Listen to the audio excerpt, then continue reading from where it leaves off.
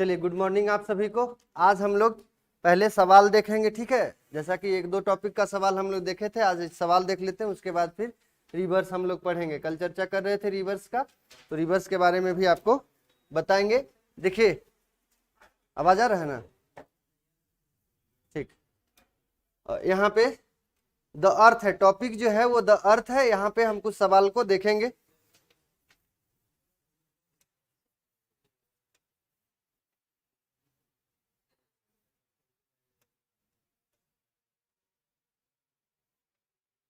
सबसे पहला सवाल जो है, देखिएगा, what is the average density of earth है, ठीक है। घनत्व कितना है, औसत घनत्व पृथ्वी का। देखिए, हिंदी वाले को ना थोड़ा सा लग रहा होगा कि सर हिंदी में नहीं लाते हैं, तो हम एक समस्या आपको बता देते हैं। उस समस्या से यदि अवगत होंगे तो ठीक ठाक रहेगा। इंग्लिश हम टाइप कर लेते हैं, ठीक है। हिंदी में थोड़ा सा समस्या इसी के लिए, तो हिंदी के लिए हम खुद हाजिर हैं। हिंदी के लिए हम खुद हाजिर हैं। हम आपको बता देंगे सवाल क्या कह रहा है। और एग्जाम में आप जाइएगा, कभी कभी हिंदी वाला जो शब्द होता है थोड़ा सा गड़बड़ भी रहता है, देखिएगा, तो इंग्लिश वाला ही मान्य रहता है, वहां पे लिखा रहता है क्वेश्चन पेपर में।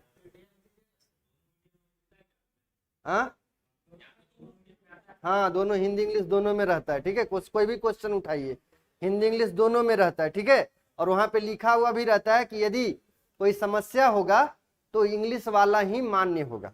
तो आप मेरा समस्या समझ लीजिए या तो जो भी समझिए, इसीलिए हम इंग्लिश में लेके आते हैं, हिंदी में बोल देंगे। पहला सवाल बोल रहा है कि पृथ्वी का औसत घनत्व कितना होता है। बताए हैं आप लोग को 5.5 ग्राम सेंटीमीटर की, ये बताए हैं आपको, ठीक है। तो पहला ऑप्शन सही हो जाएगा, इसमें कोई कंफ्यूजन है? जहां पे कंफ्यूजन होगा वहां पे पूछ लीजिएगा। ये देखिए, पहला आंसर होगा। दूसरा हम लोग बात करते हैं। दूसरा सवाल क्या है, what is the international date line. International date line कौन सा है? हाँ, 180 डिग्री। कौन सा? 180 डिग्री लॉन्गिट्यूड कहाँ है? ए। हाँ, चलिए, बहुत अच्छा। अब बताइएगा कि यहाँ पे तो 180 डिग्री लिखा हुआ है, ठीक है।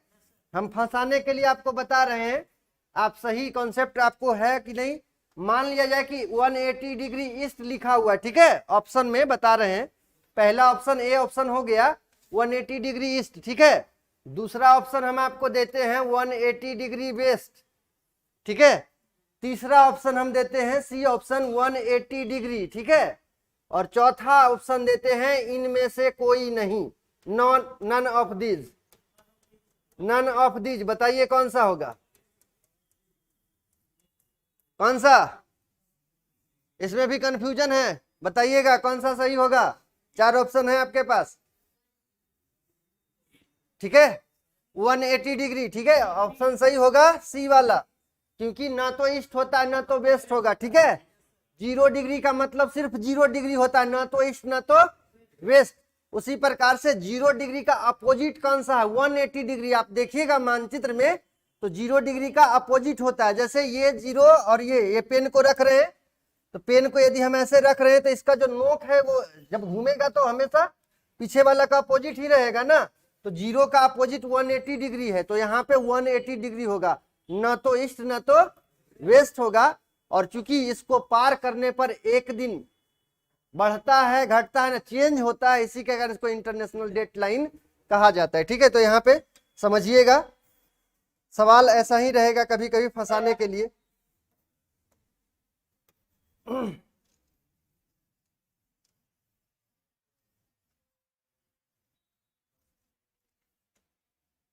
चलिए, नेक्स्ट आपका चौथा है, which is the call Greenwich time line. कौन सा लॉन्गिट्यूड को ग्रीनविच टाइम लाइन कहा जाता है या मीन टाइम कहा जाता है?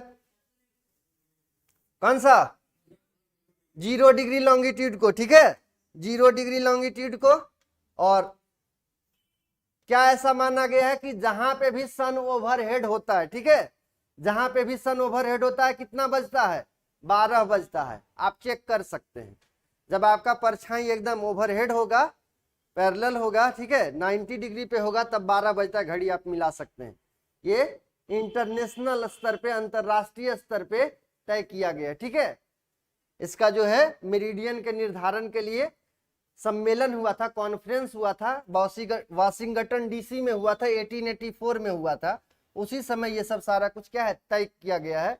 मध्याह्न के निर्धारण के लिए कॉन्फ्रेंस हुआ था पूरे वैश्विक स्तर पे वाशिंगटन डीसी में 1884 में, उसी समय ये तय किया गया है कि ऐसा ही होगा, ऐसा ही मानना है। इसके अलावा देखिए 5वां नंबर का सवाल है। 5वां नंबर क्या कह रहा है, how many time Jones in world, कितना टाइम जोन है, कितना टाइम जोन है, कितना 24, ठीक है, ए नंबर सही है 24।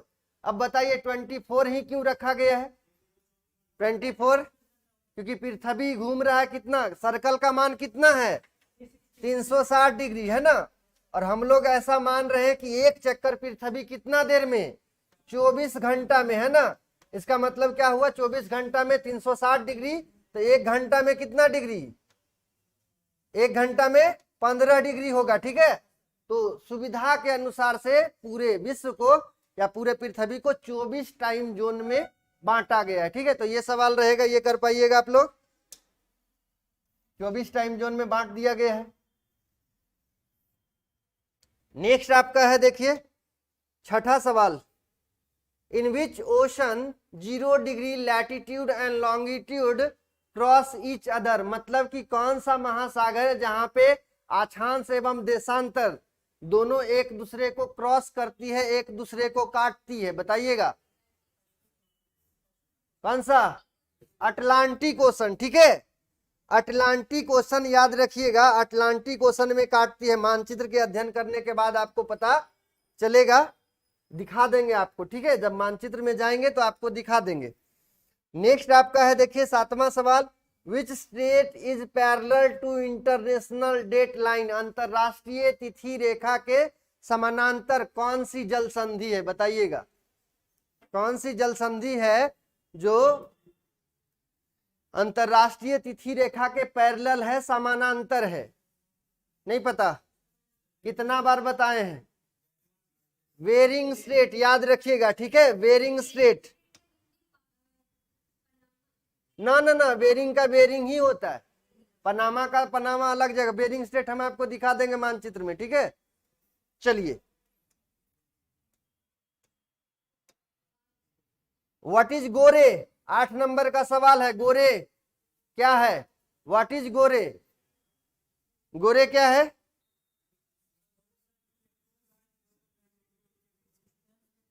The distance between 2 longitudes is known as gore, है ना, 2 दशांतर रेखाओं के बीच का जो क्षेत्र है ना, उसको बोलते हैं गोरे, और 2 अक्षांश रेखाओं के बीच का क्षेत्र को क्या कहते हैं, जोन कहते हैं।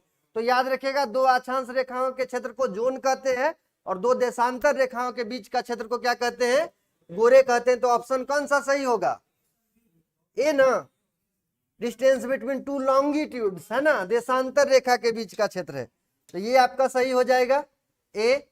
नेक्स्ट आपका 9 नंबर का सवाल है देखिए, what is the longitudinal gap between each time zone, 15 degree, एक अभी बताए थे ना, एक घंटा के आधार पे। तो जो हम पढ़ाए हैं उसी के आधार पे सवाल है, पूरा रिवीजन होगा, ठीक है। क्योंकि आपका पब्लिशर आपके सामने ही है, तो उससे कुछ भी सवाल कर सकते हैं ना, बुक वाले से नहीं कर सकते हैं, तो रिवीजन ऐसा ही करना है। ये देखिए ये हो जाएगा। नेक्स्ट देखिए 10वां सवाल है, how many time zones are there in Russia, Russia में कितना टाइम जोन है, 11 है, ठीक है, 11, रसिया में 11 टाइम जोन है, याद रखिएगा रसिया में 11 टाइम जोन है, सी नंबर सही हो जाएगा, ठीक है। अब बोला जाता है कि सामान्य तौर पर ऐसा देखा जाता है कि एक देश के द्वारा एक ही टाइम जोन को तय किया जाता है, ठीक है, वैसा रेखा को तय किया जाता है जो लगभग बीचों बीच से होकर गुजरती है, ठीक है।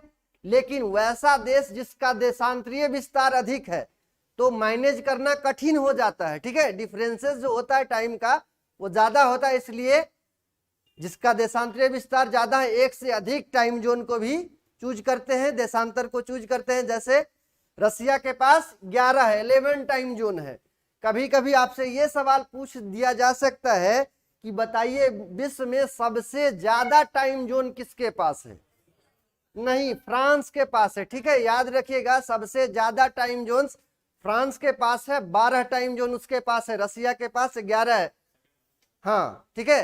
तो बुक में नहीं दिया है वो अलग बात है, हम आपको बोले थे कि एक्स्ट्रा भी बता के जाएंगे। कुछ लोग बोल रहे थे ऑनलाइन वाले बेसिकली कि कौन सा बुक से पढ़ा रहे हैं, थोड़ा बता दो कौन सा बुक से तुम पढ़ा रहे हो, है ना। यहाँ वाला बुक से पढ़ा रहे हैं, अब कहाँ दे इसको, इसका कॉपी कोई कर सकता है? कोई नहीं कर सकता। थूर थार दोगे तब भी वही रहेगा, नहीं कॉपी हो सकता है, ठीक है ना। तो अलग अलग बुक रखने से कोई मतलब नहीं। तो बुक इसीलिए रखता है कि हम भटके नहीं, हम भटके नहीं, आपका ठीक ठाक रहे क्लास, इसके लिए बुक रहता है कि रेफरेंस एक साथ आए, इसके बाद कौन सा क्रम देखने के लिए। अरे जो ये हड्डी का ही सर्जरी कर रहा है उसको नहीं याद हो जाता है कौन सा पाठ पुर्जा कहाँ लग रहा है। तो उसी प्रकार से याद रखिएगा, इसमें कोई घबराने वाला बात नहीं, एक ही चीज पढ़ रहे हैं इसीलिए हमको याद है, कोई चमत्कार उमत्कार नहीं है। आप भी रिवीजन करिएगा, आपका भी होगा। देखिए 11 नंबर का सवाल है, which elements are found in the earth crust. Earth के क्रस्ट में क्या पाया जाता है? सियाल बोलते हैं उसको, ठीक है, सियाल याद रखिएगा। ऊपरी परत में सियाल है, सिलिकॉन और एल्यूमिनियम है। सियाल सीमा नीफे याद करिएगा, सबसे ऊपरी क्रस्ट है ना, ऊपरी भाग वाला क्रस्ट है। और क्रस्ट का भी डिवीजन यदि करेंगे, आधुनिक मत जो बताए थे आपको उसका 2 डिवीजन किए थे, अपर क्रस्ट और लोअर क्रस्ट। तो अपर क्रस्ट में क्या था? सियाल, ठीक है, सीमा बताए थे, सिलिकॉन और सियाल था, सिलिकॉन तथा एल्यूमिनियम था। निचले क्रस्ट में सीमा था, सिलिकॉन और मैग्नीशियम था, ठीक है। तो याद रखिएगा क्या हो जाएगा? सियाल याद रखिएगा, सिलिकॉन और एल्यूमिनियम की प्रधानता होती है। नेक्स्ट देखिए 12 नंबर का सवाल है आपके पास, मोहोरोबिक या मोहोरोबिक डिस्कंटिन्यूटी, मोहो डिस्कंटिन्यूटी जिसको बोलते हैं, ठीक है, सेपरेट्स मतलब मोहो असंबद्धता किसको अलग करती है? बताइएगा कौन सा सही हो जाएगा? ऑप्शन क्रस्ट और मेंटल, तो नॉन ऑफ दीज हो जाएगा ना।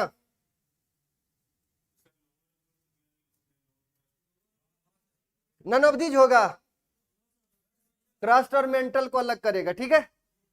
ए नंबर क्रस्ट और मेंटल को। ऊपर में क्या है? सबसे पहले कोनार्ड, कोनार्ड डिस्कंटिन्यूटी कहां पे? अपर क्रस्ट और लोअर क्रस्ट के बीच में है। दूसरा आपका है मोहो डिस्कंटिन्यूटी। तो मोहो डिस्कंटिन्यूटी में बताए थे अलग किसको करता है, अलग किसको करता है? तो क्रस्ट और मेंटल को अलग करता है, लेकिन पाया कहां पे जाता है? तो लोअर क्रस्ट और अपर मेंटल का बात करते हैं, ठीक है। लोअर क्रस्ट और अपर मेंटल, नहीं समझ में आ रहा है? समझ में आ रहा, चलिए ठीक है। 13 नंबर का सवाल है, देखिए गुटेनबर्ग डिस्कंटिन्यूटी सेपरेट्स मतलब गुटेनबर्ग असंबद्धता किसको अलग करता है, विभाजित करता है? बताइएगा किसको? बी नंबर ना, मेंटल और कोर को अलग करता है। हाँ गुटेनबर्ग है, कोर आ जाएगा ना, कोर आसान है एकदम, याद रखिएगा, ठीक है। ये देखिए सबसे पहला क्रस्ट, यहाँ पे सी आ जाएगा, कोनार्ड डिस्कंटिन्यूटी, ठीक है। दूसरा है क्रस्ट और मेंटल, यहाँ पे एम आ जाएगा, एम से याद रखिएगा, मेंटल में एम है तो मोहो डिस्कंटिन्यूटी आएगा, ठीक है। उसके बाद भी मेंटल है, ठीक है, अपर मेंटल लोअर मेंटल, कौन सा आएगा? रेपटाइड डिस्कंटिन्यूटी, 5 डिस्कंटिन्यूटी है ना।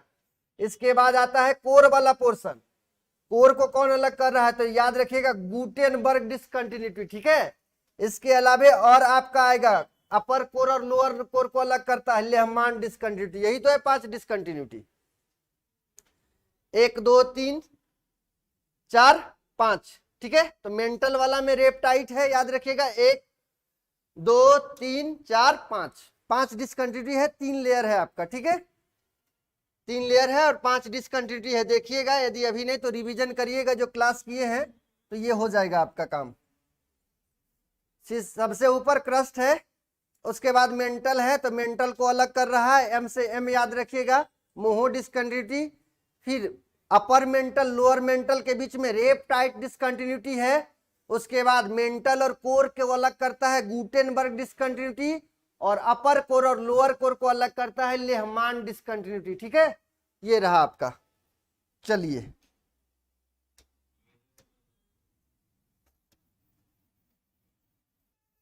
इसमें कौन सा होगा बताइएगा? 13 वाले में 13 हो गया ना, हाँ 14 वाला।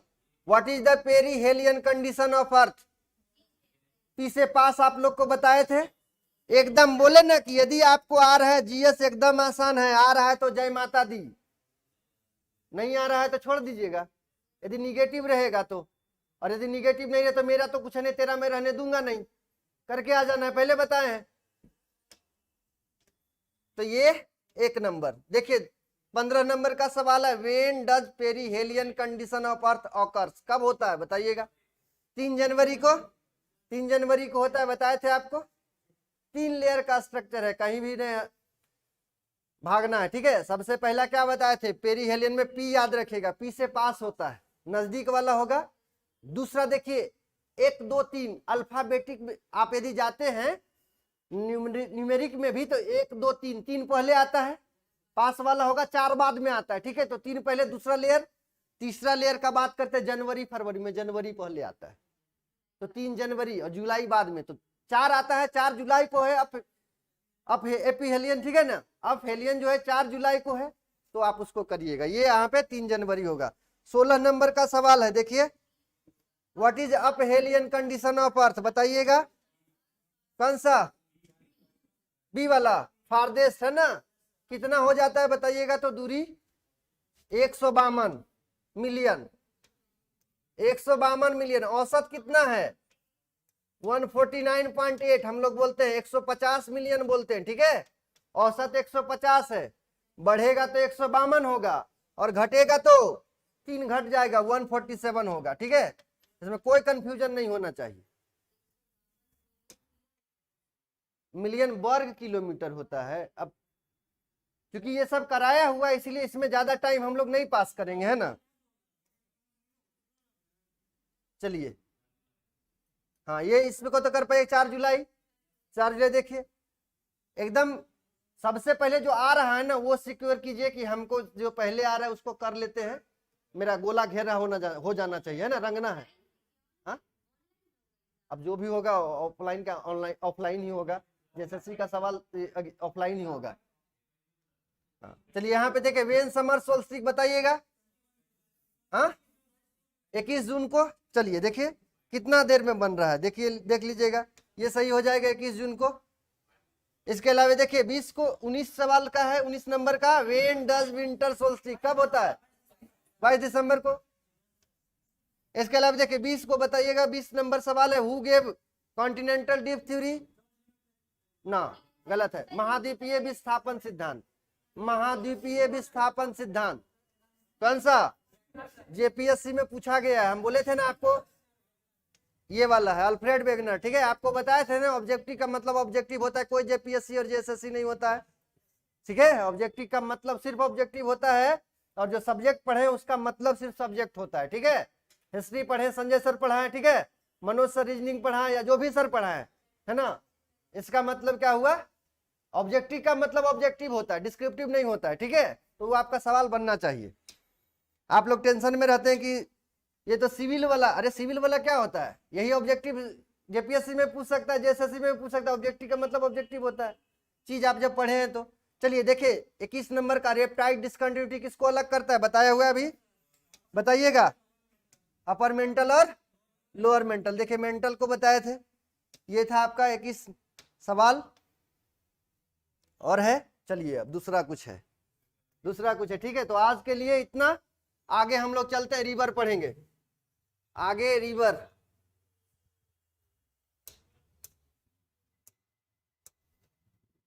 चलिए रिवर,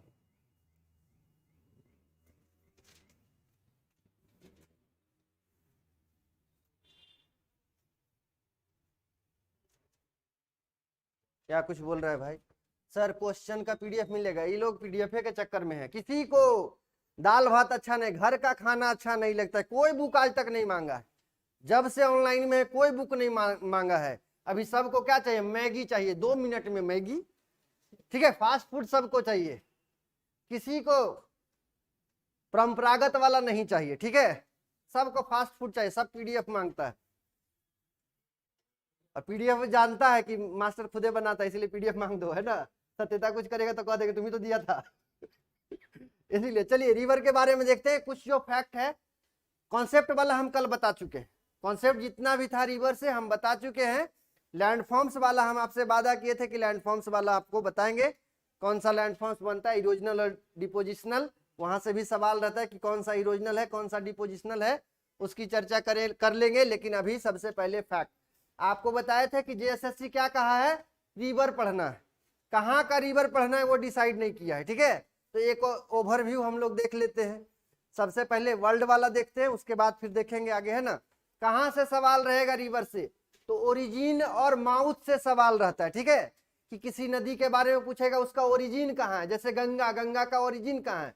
कई बार सवाल पूछा है कि त्रिकुट पहाड़ इसे कौन सा निकलता है ना, या तो मयूराक्षी नदी कहाँ से निकलते, 3 से 4 बार हर एग्जाम में पूछा है।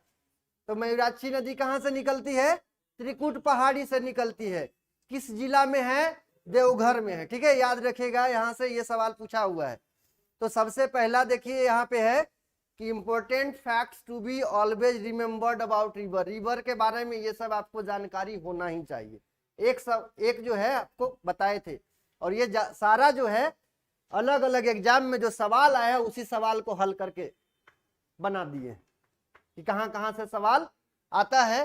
पहला है देखिए नाइल नदी के बारे में, नील नदी के बारे में पढ़ेंगे। सबसे बड़ी नदी, ठीक है, सबसे लंबी नदी। लंबी और बड़ी में अंतर होता है, हम आपको बता देते हैं। लंबी में लेंथ का बात करेगा, बड़ा का मतलब कवरेज एरिया का बात करेगा, ठीक है। साइज किसका ज्यादा बड़ा है, तो साइज का सवाल रहेगा, तो बड़ा का मतलब साइज हो जाएगा, और लेंथ का मतलब लॉन्गेस्ट यदि पूछे तो लेंथ पूछ रहा है। तो लॉन्गेस्ट रिवर नील है। पहला नदी का नाम नील नदी, और नील नदी की देन बोला जाता है किसको, मिस्र को बोला जाता है। Egypt is the gift of Nile, ठीक है। और सभी सभ्यता का विकास नदी घाटियों में हुआ, ऑलरेडी हम आपको बता चुके हैं। इसके अलावा देखिए नील नदी एक ऐसी नदी है विश्व की जो साउथ ऑफ इक्वेटर, इक्वेटर के दक्षिण में ओरिजिन होता है, इसका उत्पत्ति होता है, और ट्रॉपिक ऑफ कैंसर को पार करती है, ठीक है। साउथ में इसकी उत्पत्ति होती है, विषुवत रेखा के दक्षिण में, और कर्क रेखा को पास करते हुए ऊपर आती है। ऐसा कोई भी नदी नहीं है जो दक्षिण में ओरिजिन हुआ और कर्क रेखा को पार किया। एक नदी है, ठीक है। ये सवाल पूछा गया है कई बार, ठीक है। एनडीए वगैरह में भी कई बार सवाल पूछा गया, तो देखिएगा इसको। इसके अलावे डैम से सवाल रहता है और लेक से सवाल रहता है, ठीक है। तो लेक से सवाल रहेगा और डैम से, तो आपसे कई बार मिलान करने के लिए भी पूछ दिया जाता है। कंफ्यूज कहां पे करिएगा जानते हैं, करीबा डैम और आसवान डैम। हाँ तो देखो हम बोले तो हिंदी में ही, तो आसवान डैम किस नदी के किनारे है, आसवान डैम नील नदी के किनारे है, ठीक है। आसवान डैम नील नदी के किनारे है। आपसे सवाल रहेगा लेक नासिर किस नदी पे है, तो लेक नासिर किस नदी के द्वारा बनाया गया है, तो नील नदी के द्वारा बनाया गया, ठीक है। लेक नासिर याद रखिएगा, कैप्टन थे एक, ठीक है। नासिर बता तो रहे हैं, इजिप्ट में होगा। Located on Nile river. दूसरा सवाल देखिए, दूसरा जो है बोलगा नदी के बारे में। एक एक कॉन्टिनेंट से सवाल है, ठीक है। एक एक कॉन्टिनेंट से रिवर को लिए हैं। पहला चले गए थे अफ्रीका, उसके बाद दूसरा नंबर पे आ रहा है देखिएगा, Volga is the longest river of Europe. आपसे पूछा जाएगा यूरोप की सबसे लंबी नदी कौन सी है, तो यूरोप की सबसे लंबी नदी वोल्गा है। बुक के लिए है सर, मत दीजिए, रखिए अपने पास। क्या इसको फिर हाँ? देख रहे हैं, नहीं मिला तो अंगूर खट्टे हैं, ठीक है। नेक्स्ट लिखिएगा तीसरा नंबर, the Rhine forms busiest waterway, ठीक है। बोला जाएगा कि सबसे व्यस्तम जलमार्ग कौन सा है, किस नदी के द्वारा बनाया गया है, तो सबसे व्यस्तम जलमार्ग राइन नदी का है, ठीक है। राइन, हाँ राइन। और यूरोप की है तो RHIN, ऐसा नहीं बोलिए कि नहीं लिखने आता था तुमको, गलती लिख दिया है, नहीं RHIN ही लिखाता है राइन, ठीक है। Rhine forms busiest waterway in Europe, Europe की सबसे व्यस्तम जहां तक बात करते हैं जलमार्ग का, तो वो राइन नदी का जलमार्ग है, ठीक है। It is also called coal river, इसे कोल नदी के नाम से जाना जाता है, ठीक है। कोयला नदी के नाम से जाना जाता है, याद रखिएगा राइन नदी को। इसके अलावा आपसे ये सवाल रहता है कि यूरोप का सबसे व्यस्ततम पोर्ट कौन सा है? तो व्यस्ततम पोर्ट रोटरडम है। Rotterdam is busiest port of Europe. Europe का सबसे व्यस्ततम पोर्ट जो है, बंदरगाह है, वो रोटरडम है। किस नदी के किनारे है? तो याद रखिएगा, राइन नदी के मुहाने पे है। Is situated on the mouth of Rhine. तो इतना सवाल राइन नदी से याद रखिएगा। बिजिएस्ट वाटर वे है यूरोप का। इसके अलावे क्या है कि कोयला नदी के नाम से जाना जाता है। और सबसे व्यस्त जो जलमार्ग, जो बंदरगाह है, रोटरडम है, राइन नदी पे है, राइन नदी पे। ठीक है, चलिए चौथा नंबर देखिए। चौथा river, the Danube is only river of the world which passes या फ्लोज थ्रू 10 कंट्रीज। ठीक है, कौन सी ऐसी नदी है, विश्व की कौन सी ऐसी नदी है जो 10 देशों से होकर बहती है? 10 देशों से होकर बहती है। डेन्यूब याद रखिएगा, डी से 10 याद रखिएगा। ठीक है, डी से डेन्यूब और डी से 10 भी होता है। याद करने के लिए होता नहीं, उससे कोई मतलब नहीं। हम कैसे याद करके रखे? सही किए 2 मार्क्स दो बाबू ना, कोई रोक सकता है? सही किए हैं तो बस।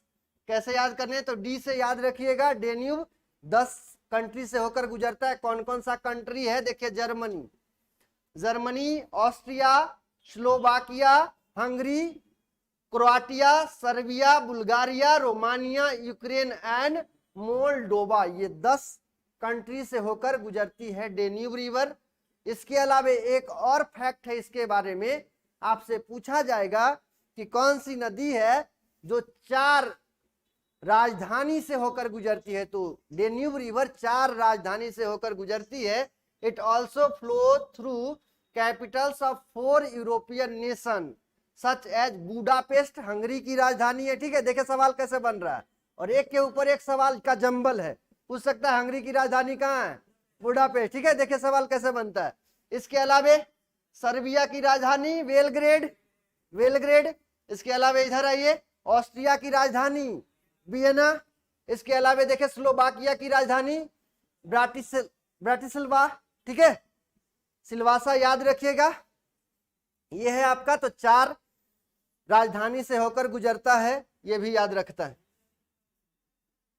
नील नदी इजिप्ट में बहता है। ठीक है, बाकी वो ऐसा सवाल नहीं आता है नील नदी के बारे में, जो है वही देखिएगा।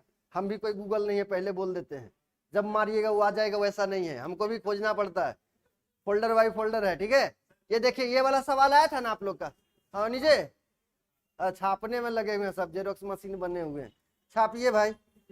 ये कुछ बोला है, मजाक उड़िए उड़ाई। ये भाई देख रहे हैं, मजाक कोई नहीं उड़ा सकता, आप लोग खुद कर रहे हैं ये बात। अरे बारिश तो सब पे हो रहा है, क्या आपको नहीं दिख रहा है? थोड़ा सा मेहनत कीजिए, जो मेहनत करता है ना उसका आनंद कुछ और होता है ना, और ऐसे मिल जाता है तो हम भी कर सकते थे। नकारात्मकता दिखता है। चलिए चौथा जो है रिवर यांगटी सिकयांग, याद करिए, जो सवाल में बना था, क्वेश्चन कर रहे थे, वहां पे भी था यांगटी सिकयांग। तो Yangtze Kiang is longest river of Asia. Asia की सबसे लंबी नदी कौन सी है? यांगटी सिकयांग है। ठीक है, यांगटी सिकयांग याद रखे। कहाँ की नदी है? चाइना की नदी है। ठीक है, एशिया का बोल दिए कॉन्टिनेंट, लेकिन एग्जैक्ट कहाँ की? चाइना की नदी है। ठीक है, इसके अलावा 5वां देखिए, Mekong is longest river of south east Asia. दक्षिण पूर्वी एशिया की सबसे लंबी नदी कौन सी है? तो मेकोंग नदी, याद रखिएगा। ठीक है, मेकोंग।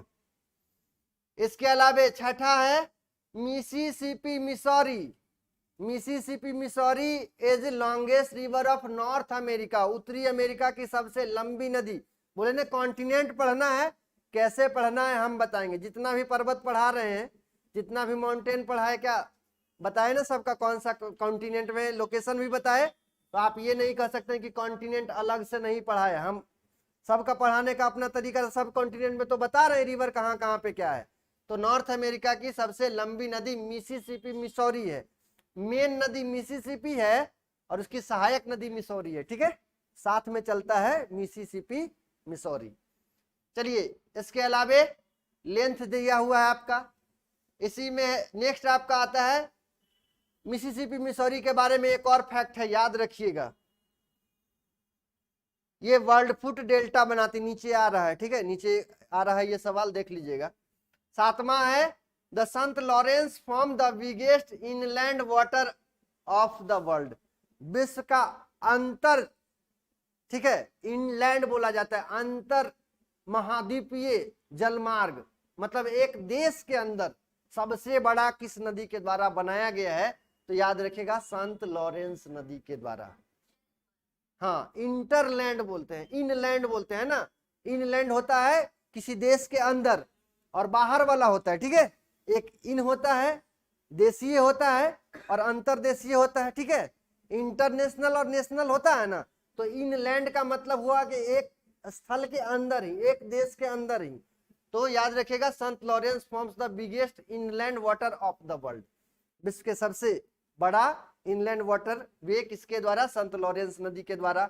सवाल पूछा जा सकता है कि नियाग्रा वाटरफॉल्स कहाँ पे है, नियाग्रा वाटरफॉल्स कहाँ पे है, नियाग्रा वाटरफॉल्स देखिए formed by Sant Lawrence river, Sant Lawrence नदी के द्वारा नियाग्रा वाटरफॉल्स का निर्माण किया गया, आपको बताया जा चुका है, इरी और ओंटेरियो के मध्य में है, इरी और ओंटेरियो के मध्य में है नियाग्रा वाटरफॉल, और इरी ओंटेरियो लेक कहाँ पे है, यूएसए और कनाडा की सीमा पे है, ठीक है, यूएसए और कनाडा की सीमा पे है, तो यहीं पे नियाग्रा फॉल भी आपको दिखेगा। चलिए नेक्स्ट आपका 8 नंबर है the Colorado river forms largest longest and deepest canyon, canyon क्या होता है, नदी के द्वारा बनाया जाता है, ठीक है, नदी के द्वारा जो स्थलाकृति बनाया जाता है, जब नदी पर्वतीय क्षेत्रों में से होकर गुजरती है तो इस प्रकार से घाटी को चौड़ा करती है, ठीक है, घाटी को चौड़ा करती है, इससे बनता है V shaped valley, V shaped valley है ना, वी आकार की घाटी, इसी का आकार जब बढ़ जाता है तो ये आई आकार का हो जाता है, तो इसको बोलते हैं आई आकार की घाटी, ठीक है, वी शेप्ड वैली, और जब इसी का गहराई और बढ़ जाता है तो इसको बोला जाता है गोर्ज, और बड़ा हो जाएगा तो उसी को बोला जाता है कैनियन, ठीक है, तो घाटी ही है, बड़ा है उसको कैनियन कहते हैं। तो विश्व का सबसे बड़ा और सबसे लार्जेस्ट और सबसे डीपेस्ट कैनियन का नाम है grand canyon, party grand party बड़ा होता है तो ग्रैंड कैनियन बड़ा है, ठीक है, किस नदी के द्वारा बनाया गया है, कोलोराडो नदी के द्वारा बनाया गया है, ठीक है, याद रखिएगा कोलोराडो नदी के द्वारा बनाया गया है। एक और सवाल यहीं से रहेगा कि ह्यूबर डैम कहाँ पे है, किस नदी के द्वारा बनाया गया है या किस नदी पे है, डैम से भी सवाल रहता है, आखड़ा नांगल कहाँ पे, ऐसा करके सवाल पूछता है ना, टिहरी डैम किस नदी के किनारे है, तो डैम से भी सवाल रहता है, तो याद रखिएगा कि Hoover dam is also located on Colorado river, जो हूवर डैम है वो कोलोराडो नदी पर स्थित है। ये हो गया, आगे चलते हैं 9 नंबर में है आपका, देखिएगा अमेजन, अमेजन का बात करते हैं, तो Amazon is longest river of south America, दक्षिण अमेरिका की सबसे लंबी नदी अमेजन है,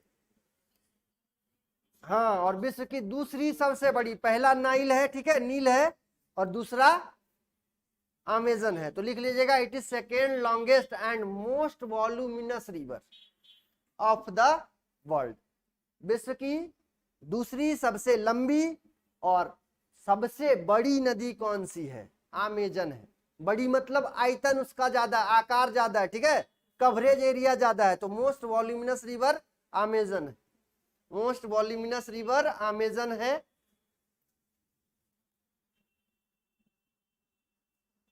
देखिए इसके बाद एक और फैक्ट यहीं पे है, the only river which does not have any bridges across it through out it's entire length, मतलब इसकी लंबाई में कोई भी ब्रिज वगैरह नहीं है, हाँ, ठीक है, ये याद रखिएगा, एरिया बहुत ज्यादा है, कवरेज एरिया, कौन सा ब्रिज बनाएगा भाई, ठीक है, ये याद रखिएगा, अपवहन क्षेत्र इसका ज्यादा है। नेक्स्ट आपका है 10 नंबर का, देख लीजिए, ये सवाल बताया जा चुका है, पहले हम चर्चा कर चुके हैं, the Mississippi Missouri is longest river of USA, it forms word foot delta, prominent सवाल है, इस पे ध्यान दीजिएगा, यह पंजाकार डेल्टा बनाता है, आपसे सवाल रहेगा कि पंजाकार डेल्टा किस नदी के द्वारा बनाया गया है, तो पंजाकार डेल्टा मिसिसिपी नदी के द्वारा बनाया गया है। देखिए 11 number, the Yangtze is longest river of China, China की सबसे लंबी नदी यांगटी नदी है, यांगटी सिकियांग बोला जाता है, ठीक है। Yangtze it is third longest river of the world. तो 3 बता दिए ना, देखिए कहां कहां से फैक्ट आ रहा है। पहला नाइल, दूसरा कौन सा अमेजन, और तीसरा कौन सा यांगटी सिकियांग। याद रखिए कहां की नदी है, चाइना की नदी है, ठीक है। ये रहा आपका। नेक्स्ट देखिएगा इंडस, इंडस यानी सिंधु, ठीक है। The Indus is longest river of Indian सब कॉन्टिनेंट, यानी भारतीय प्रायद्वीप का बात कर रहा है, ठीक है। प्रायद्वीपीय प्रायद्वीप, भारतीय प्रायद्वीप की सबसे लंबी नदी कौन सी है, यही है इंडस, ठीक है, सिंधु नदी। और सिंधु का ही बिगड़ा रूप आ गया हिंदू, हिंदू है ना, हिंदुस्तान। सर बताए ना, संजय सर पढ़ाए हैं, उसमें बताएं कैसे कैसे नामकरण हुआ है। आप डिनाई करिएगा तो पढ़ा हुआ है यूट्यूब में, है ना। हाँ, वो लाइव में जब आए थे पहला दिन तो यही सब सर बताए हैं, किसके द्वारा, किस आक्रमणकारी के द्वारा क्या नाम दिया गया भारत का, तो ये याद रखिएगा। इसके अलावा देखिए 13 नंबर है मर्रे डार्लिंग, ठीक है। हाँ, Murray Darling is longest river of Australia, Australia की सबसे लंबी नदी मर्रे डार्लिंग है। बाकी ऑस्ट्रेलिया को और क्या कहा जाता है, प्यासी भूमि के नाम से जाना जाता है, ठीक है। थ्रस्ट लैंड बोला जाता है ऑस्ट्रेलिया को, ठीक है, प्यासी भूमि ऑस्ट्रेलिया को। क्यों, मरुस्थल बहुत ज्यादा, great sandy desert, Gibson desert, ठीक है, सिम्पसन डेजर्ट, बहुत सारा डेजर्ट है, मैप देखिएगा। चलिए नेक्स्ट देखिएगा, the Severn is longest river of United kingdom. देखिए सेवर्न याद रखिएगा, यूनाइटेड किंगडम का सबसे लंबी नदी, यूनाइटेड किंगडम का सबसे लंबी नदी याद रखिएगा सेवर्न है। नहीं मिलेगा कहीं पे तो ढूंढ ढूंढ के लाया गया, देखते हैं, बोला जाता है प्रचार देता है, चुनिंदा गेहूं से बना आशीर्वाद आटा, ठीक है। कौन सा, वोल्गा नदी यूरोप में है, कौन, एक देश थोड़ी होगा जी, भूल, नदी को एक देश में नाप रहे हैं, देख रहे हैं, एक देश में थोड़ी होगा। हाँ तो चाइना बहुत बड़ा है ना, चाइना बहुत बड़ा एरिया है। कितना चाइना है, रूस के बाद चाइना का नंबर आता है, विश्व में दूसरा सबसे बड़ा एरिया उसके पास। हाँ, और तीसरा चाइना का है ना। हाँ भाई, रुक चीन अब आया भारत, ठीक है। हाँ ये वाला, हाँ ये वाला 354 किलोमीटर, 500 है। ए भाई रुकिए, ऐसा यदि करिएगा तब तो हम चलते हैं। नहीं नहीं कोई बात नहीं, कंफ्यूजन नहीं रखना चाहिए। कहाँ गया ये,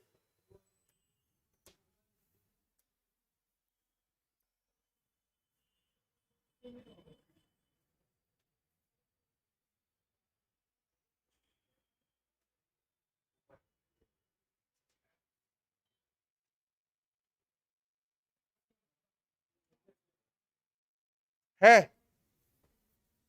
कौन सा नदी था, हाँ सेवर्न, नहीं सेवर्न नहीं है, ठीक है। चलिए देख लीजिएगा, है ना, यदि होगा वैसा तो हम भी देख लेंगे। हाँ देखिए, हमको तो देख के बनाए हैं भाई, अब देखिए हो सकता है, जीएस में रिजिड नहीं होना है, ठीक है ना। चलिए देखिए नेक्स्ट है 15, Congo is the deepest river of the world, सबसे गहरी नदी कॉन्गो है, सबसे गहरी नदी कॉन्गो है। कॉन्गो जो है विश्व की सबसे गहरी नदी है, कॉन्गो विश्व की सबसे गहरी नदी है। हाँ कितना है, ठीक था ना, हाँ बोले ना। अरे आपसे पहले रिफाइन करके आते हैं ना, क्योंकि हमको पता है कि मेरा जो स्टूडेंट लोग है स्मार्ट हो गया, हार्ड वर्क वाला चला गया, सब स्मार्ट वर्क, सबके पास जियो सेवा, जियो डिजिटल है ना, तो डिजिटल में आने से पहले डिजिटल देखना पड़ता है। याद रखिएगा, Congo is the deepest river of the world, it is also known as Zaire river, Zaire नदी के नाम से जानी जाती है, इसको जायरे नदी भी कहा जाता है, ठीक है। आपसे पूछेगा कि कौन सी नदी है विषुवत रेखा को 2 बार क्रॉस करती है, ठीक है। It intersects the equator twice, 2 bar cross करती है विषुवत रेखा को, जायरे नदी या कॉन्गो नदी, ठीक है। अफ्रीका की नदी है ये, अफ्रीका की नदी 2 बार इक्वेटर को क्रॉस करती है। 2 बार इक्वेटर को क्रॉस करती है, जायरे नदी या कांगो नदी, ठीक है। इसी पे देखिए यहाँ पे फॉल से सवाल आएगा कि स्टेनली फॉल और लिविंगस्टोन फॉल किस नदी के किनारे है, तो Stanley and Livingstone fall are also found by Congo river. तो स्टेनली और लिविंगस्टोन जो जलप्रपात है वो कांगो नदी के द्वारा बनाया जाता है, ये याद रखिएगा। अब आप बोलिए कौन सा बुक से, कोई भी बुक में मिलेगा जी, अलग अलग जगह से लिखा हुआ है। इसके अलावा देखिए 16 नंबर का है आपका, the Zambezi river forms largest waterfall. सबसे बड़ा वाटरफॉल्स जो है, सबसे लंबा वाटरफॉल्स किसके द्वारा बनाया गया, जेम्बेंजी रिवर के द्वारा। वाटरफॉल्स का क्या नाम है, विक्टोरिया फॉल, याद रखिएगा। विक्टोरिया फॉल्स सबसे लंबा फॉल बोला जाता है, सबसे ऊंचा फॉल बोला जाता है, ठीक है। The Zambezi river forms largest waterfall which is Victoria fall. तो आपसे पूछा जाएगा विक्टोरिया फॉल किस नदी के द्वारा, जाम्बेजी नदी के द्वारा। इसके अलावा देखिए करीबा डैम से सवाल रहता है, करीबा डैम किस नदी पे है, तो the famous Kariba dam is located on Zambezi river. Zambezi नदी पे करीबा डैम है। और कंफ्यूज कहाँ पे करिएगा ये भी बता देते हैं, आसवान डैम और करीबा डैम कंफ्यूज करता है। आसवान डैम और करीबा डैम कंफ्यूज करता है। तो आसवान डैम नील नदी के किनारे है और करीबा डैम हाँ जाम्बेजी। अब ये मजाक में ही होगा, दिल पे मत लीजिएगा, नहीं तो जानते हैं ना दिल पे ले लेते हैं तो बहुत दिक्कत हो जाता है। करीबा, करीबा का मतलब याद रखे करिया। और जिम्बाब्वे का लोग कैसा, हाँ बस ठीक है। तो याद रखने के लिए दिल पे नहीं लेना है इसको, नहीं तो पता चला कि क्या करिया गोरा कर रहा है ये। रंग भेद वाला यहाँ पे केस हो जाएगा, है ना। अमेरिका में हुआ था ये, अफ्रीका की नदी जिम्बाब्वे याद रखिएगा, ठीक है, जाम्बेजी रिवर। इसके अलावा देखें 17 नंबर में है Niger river is also known as wild river. Wild river के नाम से किस नदी को जाना जाता है, नाइजर नदी, याद रखिएगा। नाइजीरिया का नाम सुने होंगे, नाइजीरिया का नाम सुने होंगे, ठीक है। नाइजर नदी अफ्रीका की नदी है, नाइजर नदी अफ्रीका की नदी है। और कुछ बोल रहा है ये संटू कुमार, चुप है आज लगता है, हाँ मजाक उड़ा लीजिए। हाँ ठीक है, आज ठीक है ये, आज संटू कुमार ठीक है ठीक है ना, लिखना पड़ रहा होगा हाँ लिख रहा होगा, बिजी है, खाली दिमाग शैतान का अड्डा होता है, ठीक है ना। आज लिख रहा है। नेक्स्ट लिखिएगा, देखिए 18 number, the river Limpopo intersect the tropic of Capricorn. मकर रेखा को 2 बार क्रॉस करती है। लिम्पोपो नदी अफ्रीका की नदी है, लिम्पोपो नदी याद रखिएगा, ठीक है। लिम्पोपो नदी ये मकर रेखा को 2 बार क्रॉस करती है। और भारत की कौन सी नदी जो कर्क रेखा को 2 बार क्रॉस करती है, आजा माही बे, हाँ ठीक है, माही, हाँ ध्वनि को याद रखिएगा, बुलाइएगा आजा आजा, हाँ माही, ठीक है। तो the Indian river Mahi intersect the tropic of cancer twice. 2 बार कर्क रेखा को 2 बार क्रॉस करती है भारतीय नदी माही रिवर, याद रखिएगा, माही नदी, माही नदी। 20 number, the river Hwang Ho is known as sorrow of China. देखिए सौरो वाला से भी सवाल रहता है, चीन नदी का शोक किसे कहते हैं, चीन नदी का शोक हवांगहो को, ठीक है, हवांगहो। इसी को क्या कौन नाम से जानते हैं, तो it is also called yellow river, पीली नदी। सवाल आपका आया था, देखिएगा 2 सवाल तो यहीं से आपका जो टेस्ट हुआ था यहीं से मिल रहा है। हवांगहो याद रखिएगा, हुआंगहो भी लिखेगा कहीं कहीं पे, HUANG, हुआंग, हाँ हवांगहो बोला जाता है, पीली नदी के नाम से जानी जाती है। इसके अलावा देखिए और दामोदर नदी से सवाल रहता है, बंगाल का शोक किसे कहा जाता है, ठीक है, इससे भी सवाल रहता है। बिहार का शोक किसे कहा जाता है, कोसी नदी को, तो शोक से सवाल रहता है, दुखी कर देता है, इसीलिए बाढ़ बहुत ज्यादा आता है, ठीक है। हाँ बंगाल का शोक दामोदर को पहले, है ना, पहले बोला जाता था। लेकिन आपको ये भी बात बताएं, एक बार जीवन में बोक्का नाम रखा गया तो हाँ वही चलेगा, ठीक है ना। एक बार शोक बोल दिया गया, अब क्या है, जब से 1948 ईस्वी में जब से DVC बनाए तब तो वरदान हो गया है बंगाल के लिए। डैम बहुत सारा बना है, दुर्गापुर में बराज भी बना है, हम डैम की चर्चा नहीं कर रहे हैं, ठीक है, क्योंकि डैम किसके अधिकार क्षेत्र में, संजय सर के अधिकार क्षेत्र में जा रहा है भैया। झारखंड ज्योग्राफी का बोलेंगे तुम कहाँ वहां झारखंड ज्योग्राफी को टच कर रहे हैं, सीमा पीछे लौट जाना है ना। चलिए नेक्स्ट आपका आता है example of a country through which no any river flows, मतलब उस देश का नाम बता दीजिए जहां कोई भी नदी नहीं है, सुखाड़ पड़ा हुआ है, देख लीजिए, ठीक है। तो सऊदी अरबिया, याद रखिएगा सऊदी अरबिया, तेल वाला क्षेत्र सब होगा, सऊदी अरबिया, कुवैत है, यमन है, बहरीन है और आपका कतर है, हाँ ठीक है, नहीं है, ठीक है, इसमें नहीं है। अरे संयुक्त अरब अमीरात इसी में सब आ जाता है, तो एक जंबल हो गया, ठीक है। तो याद रखिएगा सऊदी अरबिया, हम देश का बात कर रहे हैं, कौन सा ये सब शामिल होता है देख लीजिएगा। ऐसा समझ सकते हैं जहां पे पेट्रोलियम मिलता है वो वाला, हाँ खाड़ी देश याद कर लीजिएगा। अरब पेनिनसुला याद रखिएगा, अरेबियन पेनिनसुला वाला देश होगा, Saudi Arabia, Kuwait, Yemen, Bahrain और कतर। चलिए देखिए नेक्स्ट है आपका 22 नंबर का, Amur river forms boundary between Russia and China, Russia और चाइना के बीच, रूस और चाइना के बीच कौन सी नदी सीमा बनाती है, रूस और चाइना के बीच कौन सी नदी सीमा बनाती है, आमूर नदी, ठीक है, आमूर नदी। नेक्स्ट है आपका 23 number, the red river flows in Vietnam,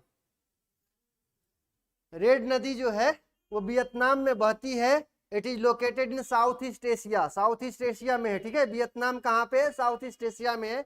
और रेड नदी जो है लाल नदी बोला जाता है, ये कहाँ पे, वियतनाम में है, ठीक है। और ब्रह्मपुत्रा को रेड रिवर के नाम से जाना जाता है भारत में, ठीक है, भारत में रेड रिवर के नाम से जाना जाता है, कारण पूछिएगा तो, ठीक है, बालू वगैरह आता है रेड कलर का दिखाई पड़ता है, यही सब होगा कुछ, तो रेड रिवर के नाम से जाना जाता है। ये देखे संटू कुमार फिर बोल रहे हैं कि मजाक का हद पार कर गए, क्या मजाक किए भाई, ठीक है, आप ही लोग समझा सकते हैं, मेरे अधिकार क्षेत्र में नहीं है।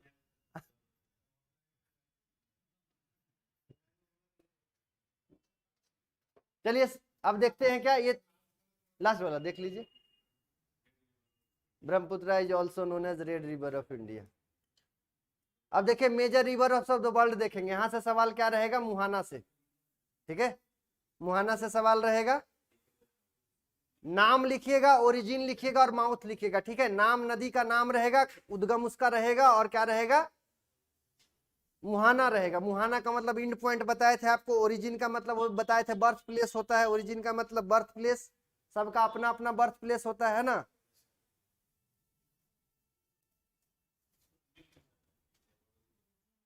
कुछ लोग तो बहुत टेंशन में होता है ना, कोई व्यक्ति जो हॉस्पिटल में रखा है वो क्या लिख रखेगा नाम, बर्थ प्लेस, सेंटा विटा हॉस्पिटल।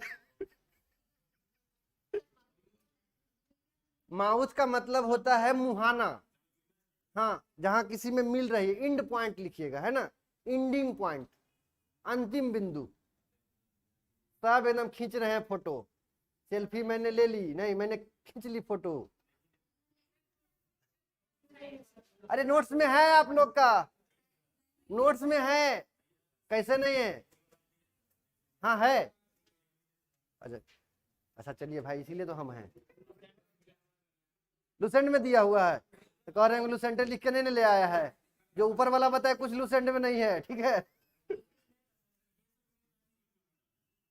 आएगा आएगा, टेंशन नहीं लीजिए, आएगा। चलिए नाइल नदी, नील नदी का ओरिजिन कहाँ है, विक्टोरिया लेक, याद रखेगा, ठीक है, विक्टोरिया झील से निकलती है, गिरती कहाँ पे, भूमध्य सागर में, मेडिटेरेनियन सी में गिरती है, ठीक है, निकलती है विक्टोरिया लेक से, गिरती है मेडिटेरेनियन सी में, बाकी फैक्ट आपको बता चुके हैं।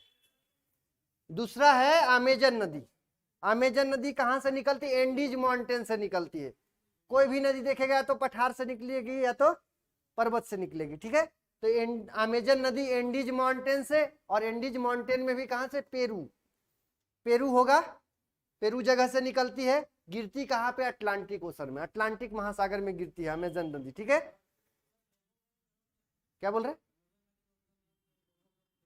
हाँ अरे वो डिटेल में किया होगा, ठीक है, वो डिटेल में किया होगा, और हम भी लाते हैं, लुआ लावा पुआल ये सब आएगा, ठीक है ना। तो डिटेल में थोड़ा सा किया है, एक्चुअल में सवाल यही रहता है।